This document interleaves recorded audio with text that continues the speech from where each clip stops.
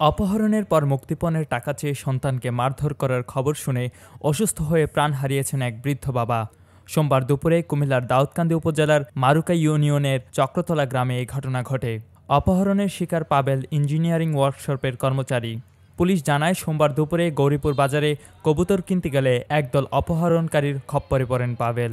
চক্রটি সুযোগ বুঝে তাকে মারধর করে হাত পা বেঁধে কোনো এক গলির বিল্ডিংয়ে নিয়ে যায়। পরে অপহৃত পাভেলের ব্যবহৃত ফোন থেকে পরিবারের কাছে 50,000 টাকা দাবি করে তারা। ছেলের এমন সংবাদে বাবা সুরুজ মিয়া অসুস্থ হয়ে পড়লে তাকে গৌরীপুর উপজেলা স্বাস্থ্য কমপ্লেক্সে নেওয়া হলে কর্তব্যরত চিকিৎসক তাকে মৃত ঘোষণা করেন। জানা গেছে, অপহরণকারীদের 50,000 টাকা দেওয়া হলে পাভেলকে ছেড়ে দেয়। এর আগে তাকে পিটিয়ে গুরুতর আহত করা হয়। আমি দুপুর 12টা থেকে কবুতর বাজারে গেছিলাম আর কি।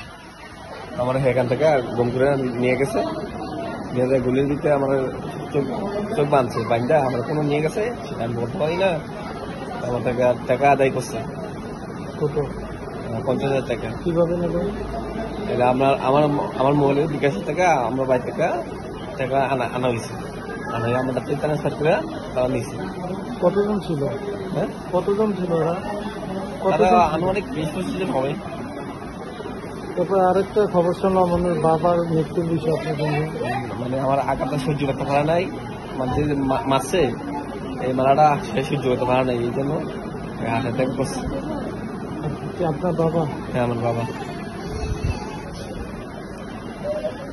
দাউদকান্দি থানার ওসি জুনায়েদ ইসলাম জানান, সামাজিক যোগাযোগ মাধ্যমে বিষয়টি জেনে আমরা দ্রুত ভিকটিমের কাছে পৌঁছাই।